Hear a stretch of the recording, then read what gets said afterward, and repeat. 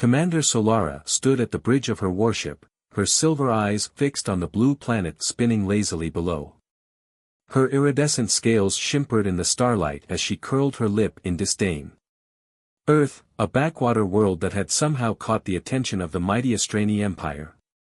Report, she commanded, her melodic voice carrying the weight of centuries of warrior tradition. First Officer Nyrix consulted her holographic display. The humans possess basic spaceflight capabilities, primitive energy weapons, and no unified planetary government. They appear to be constantly engaged in internal conflicts. Solara's antennae twitched with amusement. And yet the High Council insists we evaluate them for potential integration into the Empire? What a waste of resources. There is something else, Commander.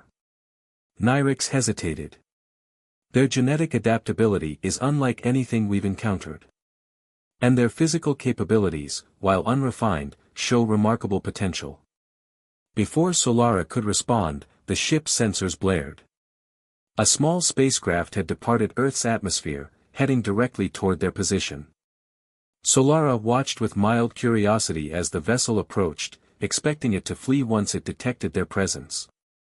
Instead, a transmission crackled through their communications array. Unknown vessel, this is Captain Marcus Rivers of the International Space Force. You've entered restricted space. Identify yourself. The sheer audacity of the demand startled a laugh from Solara. They dare to challenge us. Open a channel. Her scaled face appeared on the human vessel's view screen. I am Commander Solara of the Astrani Empire. Your species has been selected for evaluation. Prepare to receive our terms. The human captain's face showed no fear, only determination. With respect, Commander, we don't submit to evaluations from unknown powers. We're happy to establish diplomatic relations, but Earth's sovereignty is non-negotiable. Solara's crew exchanged shocked glances. No species had ever refused an Astrani evaluation in their 1,000-year history. You misunderstand, Captain. This is not a request. The Empire will determine your worth, or lack thereof. Then you misunderstand us, Commander. Marcus's voice remained steady. Humanity doesn't take kindly to threats. We've faced extinction-level events, survived global catastrophes, and emerged stronger. If you want to test us, fine. But be prepared for surprises. Something in his tone gave Solara pause. She studied the human more carefully, noting his squared shoulders and unflinching gaze. Perhaps this evaluation would be more interesting than she'd anticipated. Very well, Captain Rivers. Since you're so confident, you and your brother Julian will represent Earth in our trials. Yes, we know about your family. Your genetic compatibility scores are intriguing. Marcus's eyes narrowed. Leave my brother out of this. That's not your choice to make. Report to these coordinates in 24 hours. Prove your species' worth, or Earth becomes an Astrani colony. Solara cut the transmission, but found herself still thinking about the humans' defiant stance. Commander, Nyrix approached cautiously. The preliminary scans of the Rivers brothers show unusual readings. Their physical capabilities exceed our projections, and their psychological profiles indicate exceptional problem-solving abilities. Solara waved her hand dismissively. They're still primitive beings. The trials will prove that. But as she watched the human vessel return to Earth, a small doubt nagged at her. What if there was more to these humans than met the eye? The next day, Marcus and Julian Rivers materialized on the Astrani command ship. Julian, the younger brother, whistled as he took in the advanced technology surrounding them. Nice setup. Though your teleporters could use some fine-tuning, felt a bit choppy on the molecular level. Solara blinked, surprised by both the casual assessment and its accuracy. Their transport system had indeed been experiencing minor quantum fluctuations. She pushed the thought aside and addressed the brothers. You will face 3 trials, body, mind, and spirit. Fail any one, and Earth submits to Astrani rule. Succeed. She paused dramatically. Well, no species ever has. Marcus stepped forward, his presence commanding attention despite his smaller stature. Then we'll be the first. What's our initial challenge? Solara's mandibles clicked in anticipation. Combat. You'll face our finest warriors in the arena of proving. I hope you're prepared for pain. Julian grinned, cracking his knuckles. Lady, pain and humanity have been dance partners since we crawled out of the primordial ooze. Bring it on. As guards led the brothers away, Nyrix approached her commander. They show no fear. No, Solara mused, watching the humans' retreating forms. That might make this interesting after all. Little did she know, humanity was about to turn her entire worldview upside down. The arena of proving stretched before Marcus and Julian like a twisted version of Earth's ancient colosseums. Crystalline barriers separated spectators from the combat zone, where various alien species gathered to witness the humans' trial. Commander Solara watched from her elevated platform, her silver scales reflecting the arena's harsh lighting. This should be enlightening, Julian muttered, stretching his muscles. Think they know about your MMA championships, bro? Marcus shrugged, eyes scanning the arena for advantages. Let them underestimate us. Wouldn't be the first time. The brothers stood back to back as 4 Astrani warriors entered the arena. Each alien stood nearly 8 feet tall, their exoskeletons gleaming with bio-enhanced armor.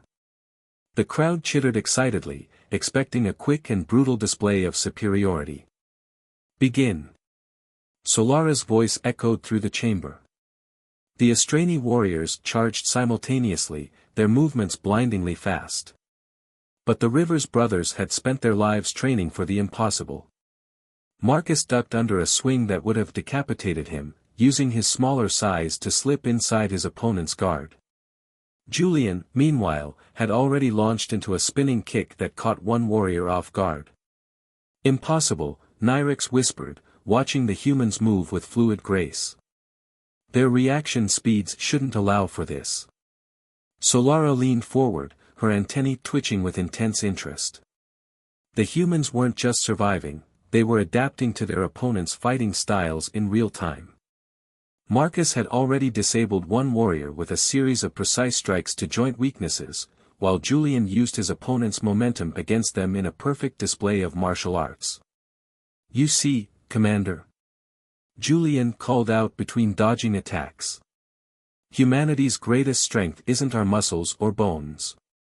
He grabbed an alien's arm and redirected its force, sending the warrior crashing into its companion.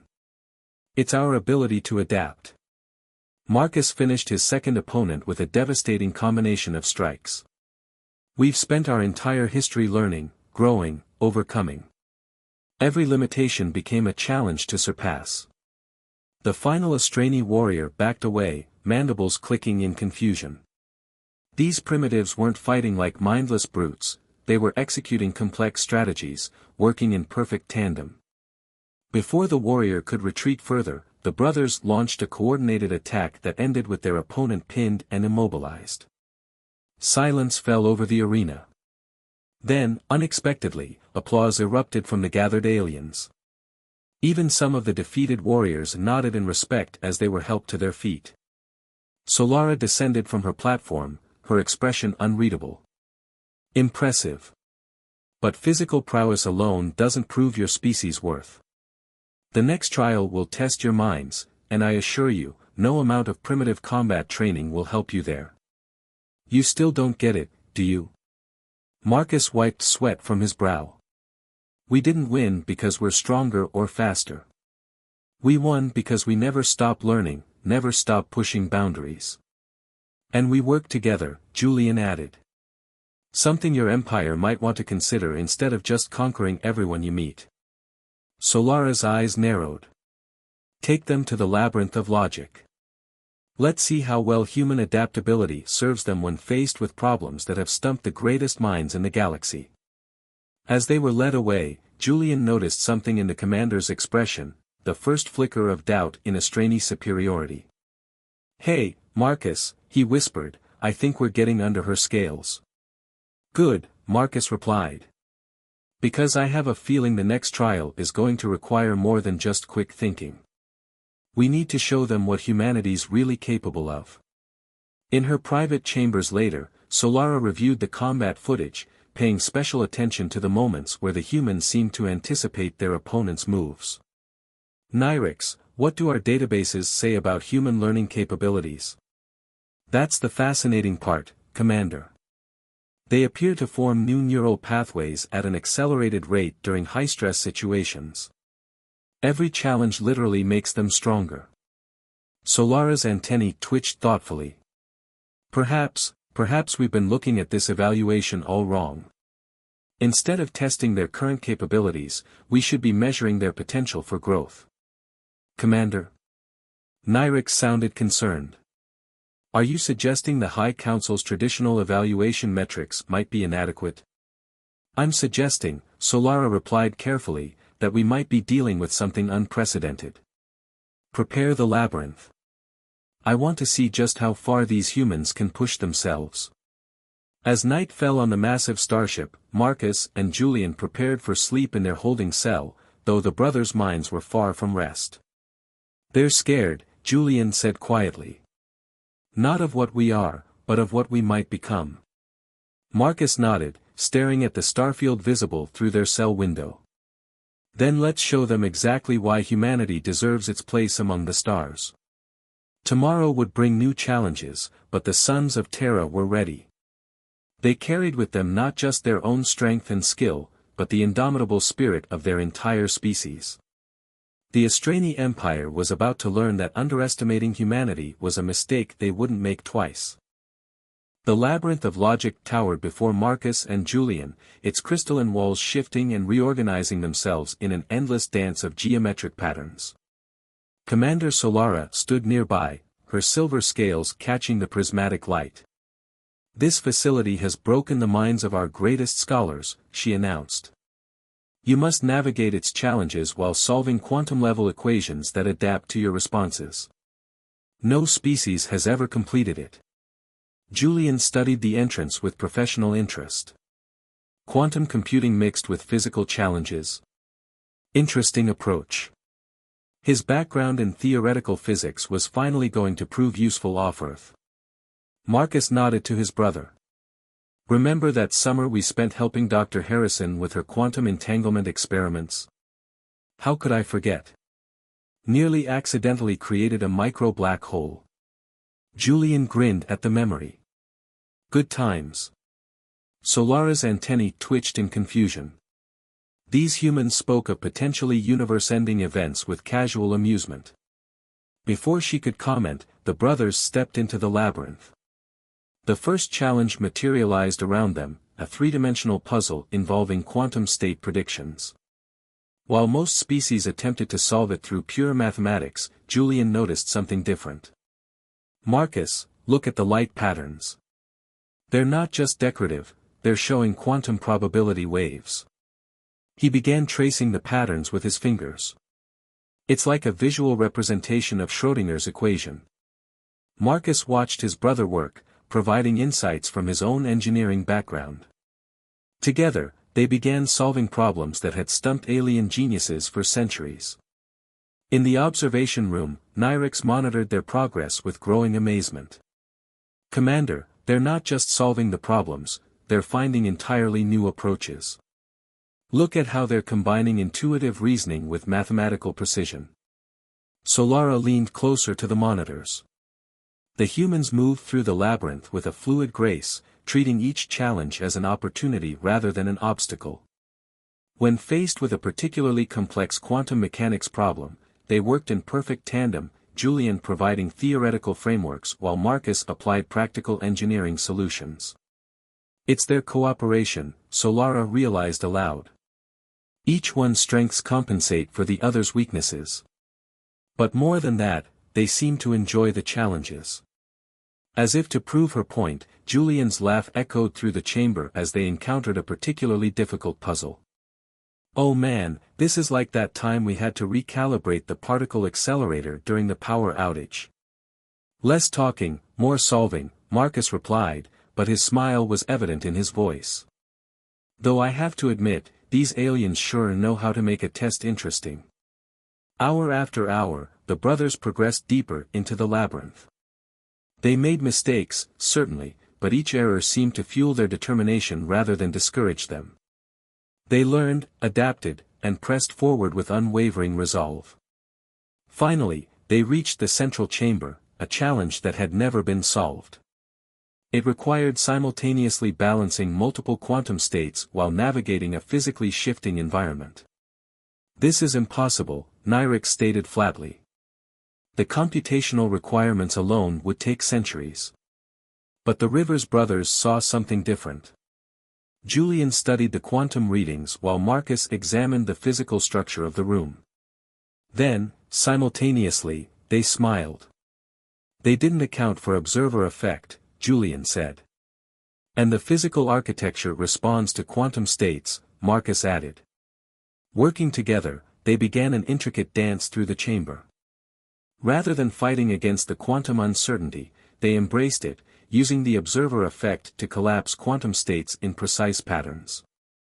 Their movements became part of the solution, their physical presence affecting the outcome in ways the Astrani had never considered. In the observation room, alarms began blaring.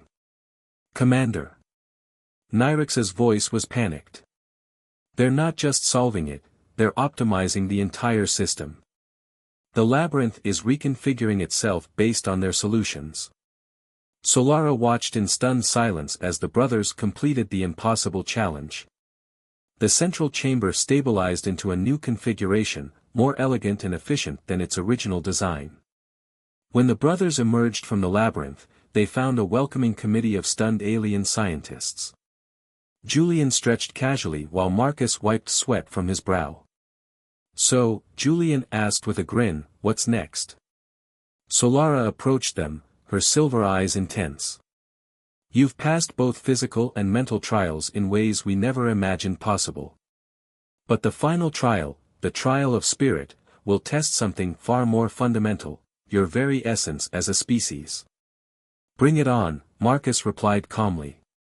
Humanity's spirit is what got us through ice ages, plagues, and our own near-extinction events. It's what drives us to explore, to learn, to grow.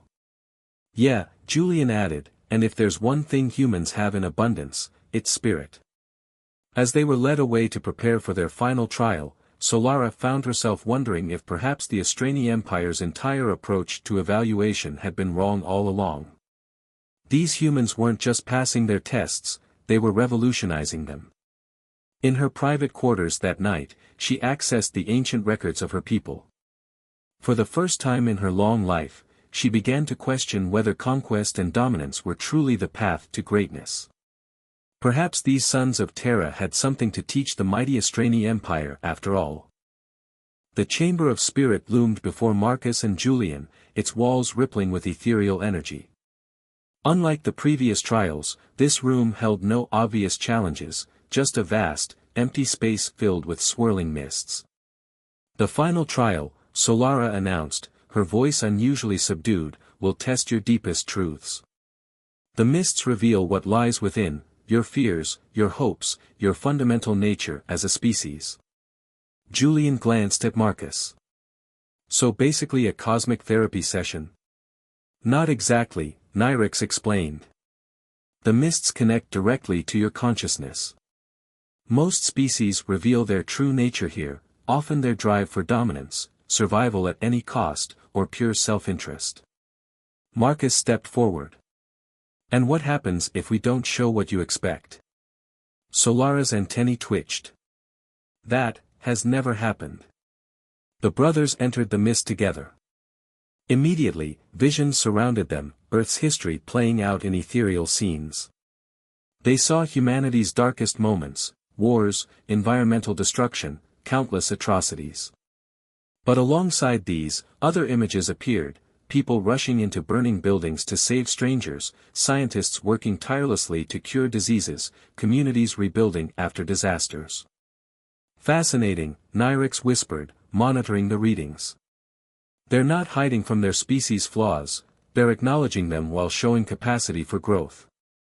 The mists swirled more intensely, probing deeper. Marcus and Julian found themselves reliving their own memories. They saw their parents, their father's unwavering dedication to his medical research, their mother's groundbreaking work in environmental restoration. They remembered the lessons learned, the values instilled. Commander, Nyrix's voice was urgent, the chamber is showing unprecedented readings.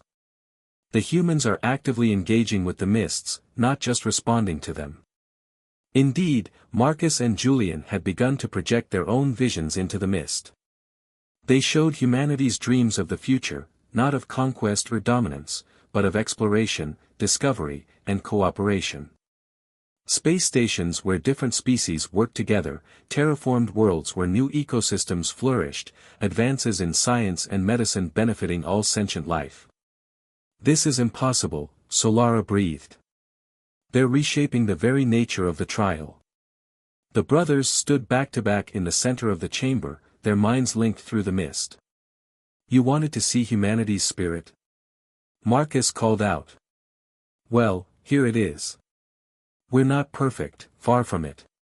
But we never stop trying to be better. We learn from our mistakes, Julian added. We face our darkness and strive for light. And most importantly, we do it together. The mists began to glow with an unprecedented brilliance. Images of human achievement and aspiration filled the chamber, art, music, scientific discoveries, acts of kindness both great and small. But what struck Solara most was the recurring theme of connection, of humans reaching out to help others, to understand, to grow. Commander, Nyrix's voice shook slightly, the chamber's readings, they're unlike anything in our records. The humans aren't just showing their spirit, they're demonstrating potential for evolution, for transcendence.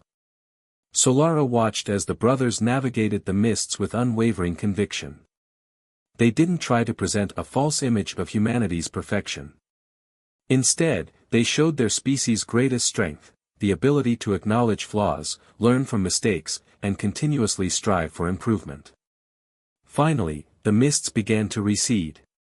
Marcus and Julian emerged, their expressions serene but determined. The gathered Astrani officials stood in stunned silence. Well? Julian asked, breaking the tension. Did we pass your test? Solara approached them slowly, her silver eyes filled with a new understanding. You didn't just pass it. You transformed it. In all our history, no species has ever. She paused, seeming to struggle with words for the first time since they'd met her. No species has ever shown such capacity for both acknowledgement of darkness and dedication to light. That's humanity for you, Marcus said quietly. We're not interested in proving we're better than anyone else. We're interested in becoming better than we were yesterday, and helping others do the same. The implications of this trial began rippling through the Astrani ship.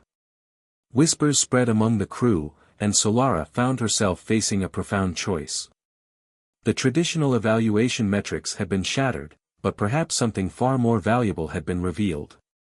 There will be those in the Empire who won't understand this outcome, she warned them. Who won't accept that strength can exist without dominance. Then maybe it's time for the Empire to evolve too, Julian suggested. After all, isn't that what you've been testing for all along? The capacity for growth? As they left the Chamber of Spirit, Solara remained behind, watching the last wisps of mist dissipate. For the first time in her long life, she began to envision a future for her people that wasn't built on conquest and subjugation. Perhaps these sons of Terra had given the Astrani Empire an even greater gift than they realized, the courage to change. The Grand Council chamber of the Astrani Empire buzzed with tension. Representatives from across the galaxy had gathered to witness an unprecedented event, the judgment of Earth. Marcus and Julian stood before the assembled council, their presence causing murmurs among the gathered aliens. Commander Solara stood nearby, her traditional military stance softened by something new, uncertainty. The evaluation of Earth is concluded, announced the High Chancellor, a being of swirling energy and ancient wisdom. Commander Solara, present your findings. Solara stepped forward, her silver scales gleaming under the chamber's crystalline lights. High Chancellor, honored Council, what we have witnessed cannot be measured by our traditional metrics. These humans. She paused, glancing at the Rivers brothers. They have shown us something we never thought to look for. The chamber erupted in whispers as Solara projected recordings of the trials. The brothers' combat prowess, their innovative solutions in the labyrinth, and most importantly, their transformation of the spirit chamber played out before the assembled aliens. The humans didn't just pass our trials, Solara continued. They made us question the very purpose of these evaluations. We sought to measure their worth through dominance and submission, but they showed us a different kind of strength. Julian leaned toward Marcus. Is this going where I think it's going? Shoo, Marcus whispered back, though a slight smile played at his lips. Solara's voice grew stronger.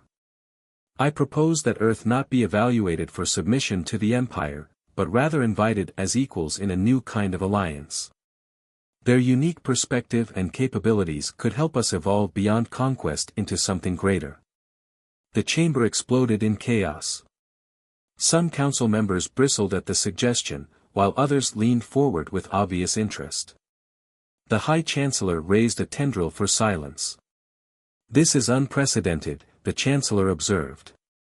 Never in our history has an evaluation resulted in such a recommendation. Captain Rivers, what say you to this proposal? Marcus stepped forward. Earth has always dreamed of reaching the stars, not to conquer, but to explore and learn. We've made countless mistakes in our history, but we've also shown an incredible capacity to grow from them. If the Astrani Empire is willing to embrace change, Earth would be honored to help forge a new path forward. Pretty words, sneered one council member. But what concrete benefit could these primitives offer our empire? Julian grinned. Well, for starters, we noticed your quantum drive systems are operating at roughly 60% efficiency. During our time in the labyrinth, we figured out how to boost that to 85% using principles we discovered while solving your impossible puzzle. The council members' mandibles clicked in surprise. And that's just the beginning, Marcus added. Imagine what we could accomplish together if we focused on cooperation instead of competition. Earth's history has taught us that true strength comes from diversity, from combining different perspectives to solve common problems. Solara moved to stand beside the brothers. I have seen firsthand what humans are capable of. They don't just adapt, they help others adapt. They don't just survive, they thrive by lifting others up with them. This is the future our empire needs. The High Chancellor was silent for a long moment, tendrils of energy swirling contemplatively. Finally, they spoke. In all our millennia of existence, we have sought to perfect our empire through strength and dominance. Perhaps it is time to consider a different path. Rising to their full height, the Chancellor addressed the chamber.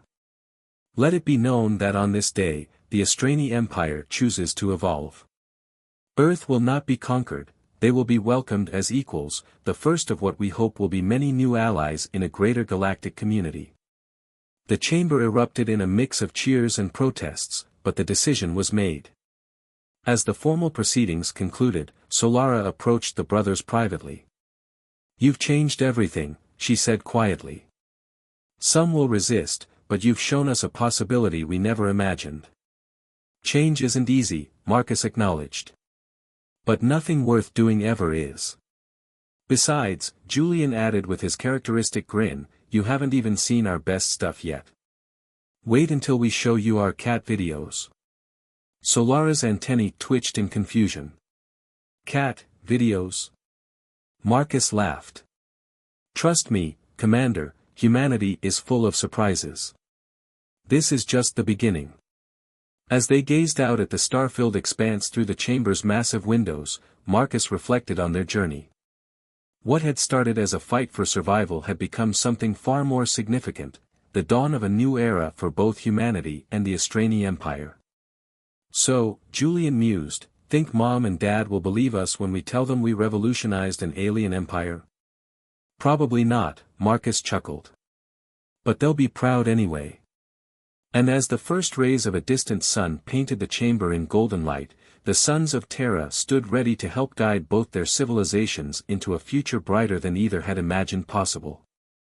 The end wasn't just a victory for Earth, it was a triumph of the human spirit, proving that the greatest strength lies not in domination, but in the courage to change, to grow, and to reach across the stars in friendship.